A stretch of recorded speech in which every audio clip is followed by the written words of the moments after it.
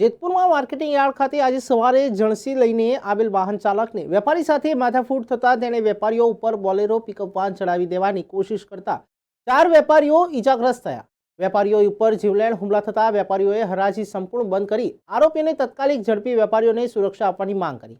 Jetpur marketing yard ખાતે આજે વહેલી સવારે મરચાની હરાજી શરૂ થઈ ત્યારે જામકંડોળા ગામેથી જગાભાઈ મુધવા નામનો શખ્સ પોતાના બોલેરો પિકઅપ વાનમાં મરચા લઈને આવ્યો હતો।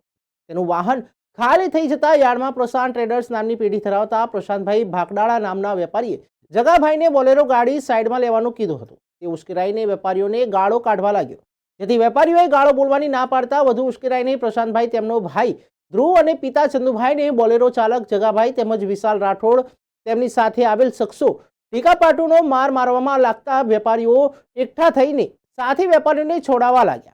આ મોકાનો ફાયદો ઉઠાવી જગાભાઈએ બુધવાર તેમનો બોલેરો ગાડી ચાલુ કરી ત્યાં ઉભેલા વેપારીઓના ટોળા ઉપર પૂરપાટ ઝડપે બોલેરો ગાડી ચલાવીને કચડવાનો પ્રયાસ કર્યો, ત્યારે ત્યાંથી નાસી જતા તેની સાથે બોલેરોમાં આવેલ એકબીજા શખ્સોને વેપારીઓએ ઝડપી લીધો હતો।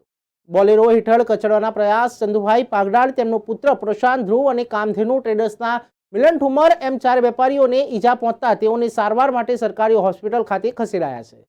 ત્યારે બીજી બાજુ યાર્ડના વાઇસ ચેરમેન પોલીસ બોલાવી વેપારીઓએ ઝડપેલા એક હુમલાખોરને પોલીસને સોંપી દીધો હતો। વેપારીઓ વીજળી વેગે હરાજી બંધ કરી ઈજાગ્રસ્ત વેપારીઓની હાલચાલ પૂછવા સરકારી હોસ્પિટલ ગયે ત્યાં ઈજાગ્રસ્તોને મળીને માર્કેટિંગ યાર્ડના વેપારી એસોસિએશનના પ્રમુખ નલિનભાઈ ભુવાએ હુમલાખોરને ઝડપી લેવાની માંગ સાથે અચોક્કસ મુદત માટે યાર્ડમાં હરાજી બંધ રહેશે તેવી જાહેરાત કરી હતી। માર્કેટિંગ યાર્ડ ખાતે હમણાં જ અમને જાણવા મળ્યું છે કોઈ વાહન ચાલકે અમારા આગેવાન વેપારીઓ અને દલાલભાઈઓને અડફેટે લીધા છે। એની તપાસ અત્યારે ચાલુ છે અને આ બારામાં પોલીસને પણ જાણ કરવામાં આવી છે। યાર્ડમાં હરાજી બંધ છે અત્યારે? હા, અત્યારે થોડીક વાતાવરણ અફડાતફડીનું હોય તો આજે હરાજી મુલતવી રાખેલ છે। ક્યાં કારણસર હુમલો થયો? હવે એની તપાસ ચાલે છે અને અમે પણ દલાલની ખબર કાઢવા અત્યારે જઈએ છીએ અને જાણકારી મળે આપને જણાવશું। હુમલાખોરને પકડી લીધો તો? એક જે વાહન ચાલક છે, એક વાહન ચાલકને તો અહીંયા પોતે જ સામેથી આવી ગયો છે અને એને બેસાડી દીધેલ છે। બોલેરો ચડાવવાનો પ્રયાસ કર્યો કે કેટલા વેપારીઓ ઈજાગ્રસ્ત થયા છે? લગભગ 2 થી 3 જણાને ઈજા થઈ છે એવા સમાચાર છે। જેતપુર માર્કેટિંગ યાર્ડમાં મરચા ઉતારવામાં માથાકૂટ થઈ। ચંદુભાઈ પ્રસાદ ટ્રેડિંગ વાળા મરચા ઉતારતા હતા ને ત્યાં વચ્ચે ટેમ્પો નાખ્યો એટલે ચંદુભાઈએ કીધું કે મરચા ઉતરી જાય પછી તું નાખ એમ, તો એ ગાડી બોલ્યો એટલે ઝપાઝપી થઈને પછી ટેમ્પો ચડાવી દીધો એની માથે। રહી ગયા 8-10 જણાને ઉલારી નાખે। સીસી કેમેરાનો ફૂટેજ તો છે જ માર્કેટિંગ યાર્ડમાં।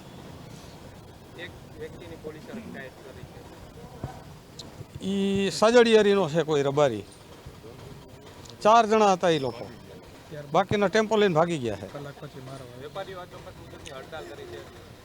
જ્યાં સુધી એની ઉપર કડકમાં કડક કાર્યવાહી નહીં થાય ત્યાં સુધી અચોક્કસ મુદતની હડતાલ દરેક વેપારીએ રાખી છે। વહેલી સવારે મરચાની આવક કરી હતી એટલે એ ભાઈ એની ગાડી ઉતરી ગઈ એટલે મેં એમ કીધું કે બહાર લઈ લ્યો એટલે એને બહાર લઈ લીધી। પછી હું મારી રીતના નીકળી ગયો હતો એટલે અમારા કાકા આવ્યા હતા, એને એમ કીધું કે ભાઈ વ્યવસ્થિત ગાડી બહાર લઈ લ્યો, અમે લગાડી દે ગાડી। પછી એને ત્યાં આવીને ગાળાગાડી માંડ્યો કરવા, દલાલો આવવાને દલાલો તેવા, એટલે ત્યાંથી એ લોકો વયા ગયા હતા। પછી 1-1.5 કલાક ગઈને એટલે પેઢીએ 4 જણા આવ્યા। 4 જણા આવીને અમારી ઉપર એને અમે મારા કાકા અને અમે કાકાનો છોકરો એની ઉપર મારામારી માંડ્યા કરવા, એટલે અમને એને બહુ માર્યા। પછી એની બોલેરો એની પાસે હતો, બોલેરો એને ટોળા ઉપર છે ને એકવાર આવવા દીધો સીધો, એમાં 2 જણાને ઉલેર્યા, તેમાં અમારે કાકાનો છોકરો હતો ને એક બીજા પેઢીવાળા ભાઈ, અને બીજી વાર પાછો રાઉન્ડ માર્યો તો પાછા 2-3 જણાને ઉડાડી દીધા, એટલે અમને મારી નાખવાનો પ્રયાસ કર્યો।